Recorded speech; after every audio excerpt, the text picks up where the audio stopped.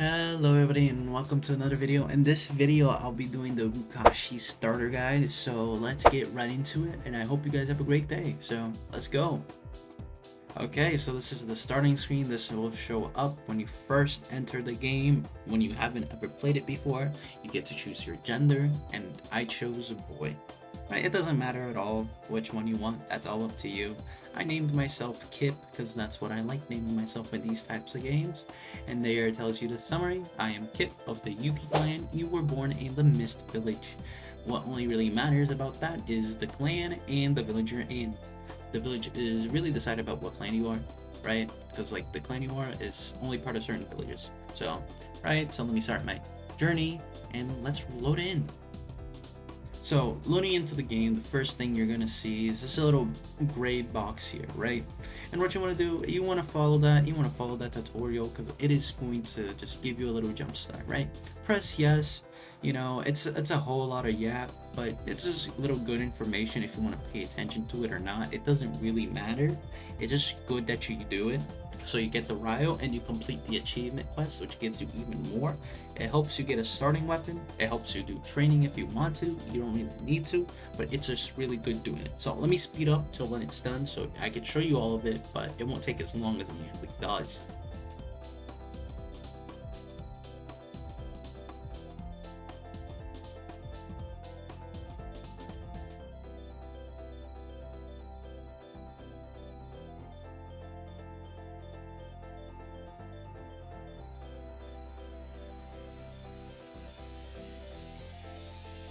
Alright, so here's right after I finished the tutorial. I wasn't joking, you do get a little bit of reward, and you get 350 Ryo plus the 250 you'd get from the normal mission, right? The normal tutorial. So here is the training stuff. I bought some here. I was trying to look for the katana because I forgot where it was. Then the admin TP'd to me, he was asking what I was doing, and I told him about it and stuff, so yeah, it was pretty cool. So after that little mishap, I went and bought the katana because I actually remembered where it was. I recommend you do this too because you should have more than enough money for it. Every village has a different spot for one, so yeah. First things first, get substitution. Very important. You really need it. So after this, I went to the mission board and started a mission board quest. So here I got the snake mission. There's an easy way to do this parkour. I would not recommend you go head on unless they fix this. You can go to the left or the right. It does not matter. And you can just do a parkour. This is like not even that hard. Just jump here and just do these side jumps. It's not hard. You can easily do this. It's much easier than the other parkour. So when you do this, it's just like you get there so quickly. It's very good. Then here for the snake, I had to make sure I had substitution because I didn't remember at the time. So after I check it, I will tell you guys the best strategy for him, which is not hard at all. It's very easy. You don't need to worry about it. As long as you just like have somewhat of a reaction time, it won't be a problem. So what you want to do is every time he does an attack, like he shot that blue ball right there, and not blue ball, green ball, you want to press R. When he does that smack, you also want to press R. You want to try to like read it, right? As soon as you see it, just press it.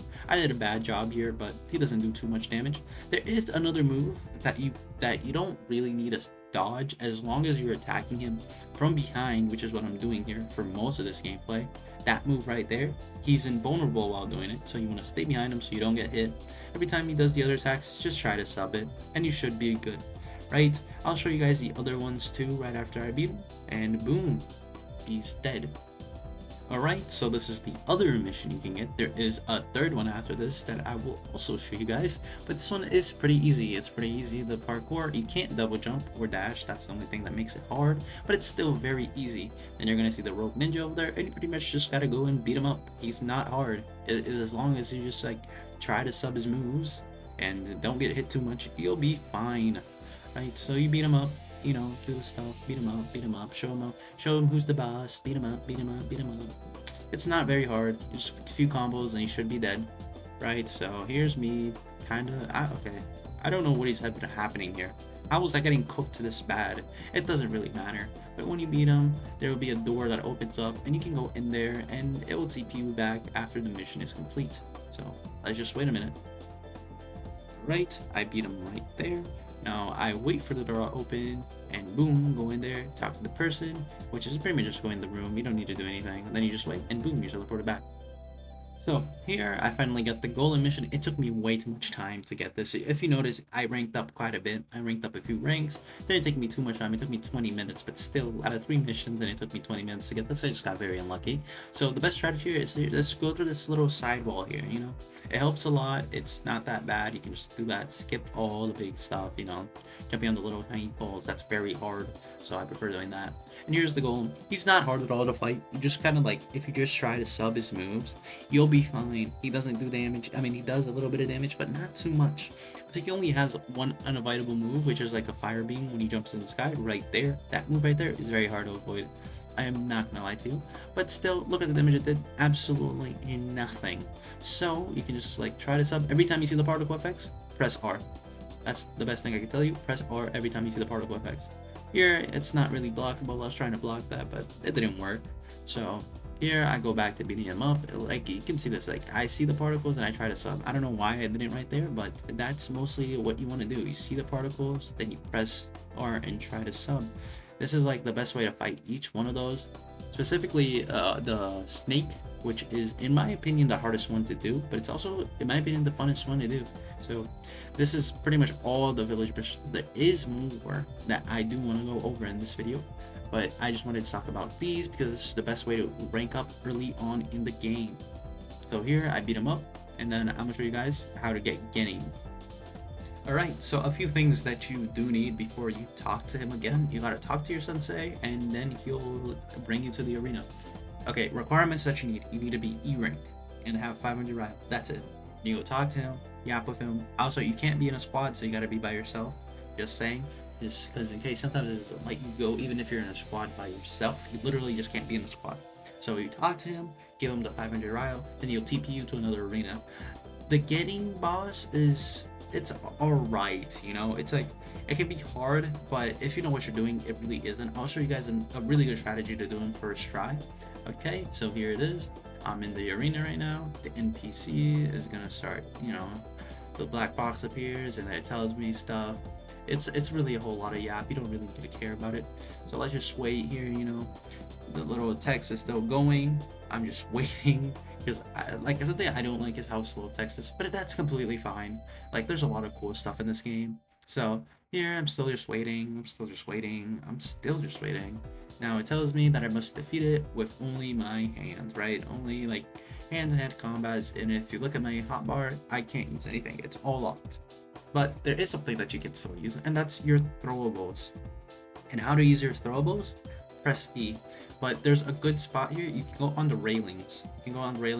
And if you go to the very corner of it, you can just throw at him and like throw at his head, and he won't hit you. You see me here going for it right away. I get hit, but then I sub. I go to the top of the railing and I try to go on the side. Right? I go on the side, and then what I start doing is pressing E on top of his head. And I do that because it does more damage, I'm pretty sure, instead of just hit the body. Also, you want to do it slowly, just because if you do it too fast, he'll just miss some because he'll substitute out of it, right? So here I use all my shurikens, then I press T to change the type that I'm using. Then I switch to kunais, which I start using on him, and you can see I'm doing it very slowly just to make sure he doesn't sub out and I do the most damage on him. So I use them all, and then I jump down afterwards. So let me just wait. Just want to finish them, and I go down and just start beating them up. Right? It should only take like 3 combos to beat them, and then you should be a Genning. And something cool about beating the Genning boss is that you get stuff. You really do.